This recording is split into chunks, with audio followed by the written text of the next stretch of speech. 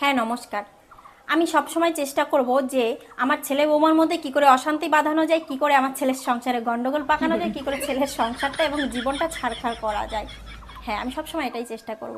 নিজের বৌমার মেয়েকে কি সমান আচ্ছা, চোখে দেখেন? ছেলে দেখো, ছেলের বৌমা আর মেয়ের মধ্যে আমি কখনো কোনো পার্থক্য খুঁজে পাই না। যেমন এই দুর্গাপুজোর সময় আমি মেয়ের হাতে সবসময় 50,000 টাকা দিই আর ছেলের বউয়ের হাতে 1,000 টাকা দিই। হ্যাঁ, আমি এরকমই। আমি সবসময় চেষ্টা করি কি করে ছেলের বউয়ের মনে নিজের জায়গাটা নষ্ট করা যায়, এটাই আমার একমাত্র জীবনের উদ্দেশ্য। আচ্ছা, 1 মিনিট, এক্সকিউজ মি। হ্যালো, আমার মেয়ে ফোন করেছে। হ্যাঁ বল। আর বলিস না, সারাক্ষণ ঘুমায় থাকবে, সারা পা চারদিক দিয়ে ঘুমায় থাকবে, দেখলি গা জ্বলে যায়। হ্যাঁ, আমিও ঠিক করেছি, দুপুরবেলা খেতে ডাকি নাই, সব তরকারি খেয়ে ফেলছি নিজে। এসে কি কিছু নাই, আরো ঘুমা ঘুমা।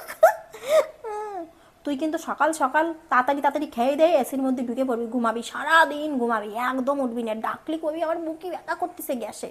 হ্যাঁ ঠিক আছে, রাখ, আমি এটা ইন্টারভিউ দিচ্ছি।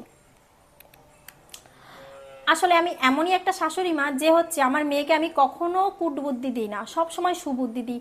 এই যেমন বলি যে তোর শাশুড়িকে তুই খেতে দিবি না, তোর শ্বশুরকে তুই খেতে দিবি না, তোর বরকে বেশি পাত্তা দিবি না, ও বেটা যাই করুক শ্বশুর করে ঠিক ঘরে চলে আসবে। তারপরে যেমন বলি যে ছেলে তোর বরের টাকা পয়সা আর কি, জামাইয়ের টাকা পয়সা সব সময় নিজের কাছে নিয়ে রাখবি, সম্পত্তিও এই কদিন ধরে আমি প্রচণ্ড মেয়েকে প্রেশার দিচ্ছি এবং ট্রেনিং দিচ্ছি যে জামাইয়ের সম্পত্তিটা নিজের নামে লিখে রাখ, এবং তাই নিয়ে সেই বাড়িতে প্রচুর অশান্তি চলছে।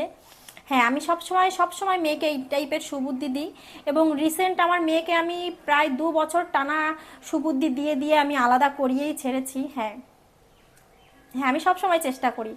ছেলে বউ হানিমুনে গেলে কি করবেন? আচ্ছা, ছেলে এবং ছেলের বউ যদি কখনো হানিমুনে যায়, সেখানে আমি অবশ্যই আমি নিজে তাদের সঙ্গে যাব। কারণ আমার ছেলেকে যাতে বৌমা হানিমুনে গিয়ে ওর রূপ যৌবন দেখিয়ে কোনোভাবে যাতে বশ করতে না পারে, সেই দিকে আমার অবশ্যই নজর দিতে হবে।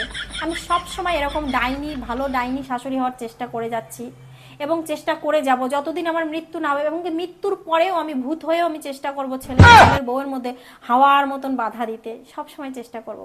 মেয়েকে কি হানিমুনে যেতে দেবেন? আচ্ছা, হ্যাঁ, মেয়ে জামাইকে আমি এই নিয়ে 50 বার হানিমুনে পাঠিয়েছি, কেননা 6 মাস পর পরই আমি হানিমুনে পাঠাই। তার জন্য আমার ব্যাংকের 30 লাখ টাকার লোন চলছে। লোন তুলে মেয়েকে আমি মালদ্বীপ, আমেরিকা, লন্ডন, প্যারিস সব জায়গায় হানিমুনে পাঠাচ্ছি।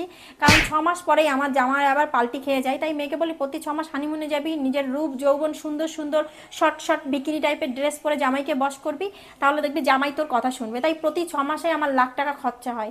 এই নিয়ে 30 লাখ হয়ে গেছে লোন। তো ইচ্ছে আছে বাড়িটা বিক্রি করে আমি লোনটা পরিশোধ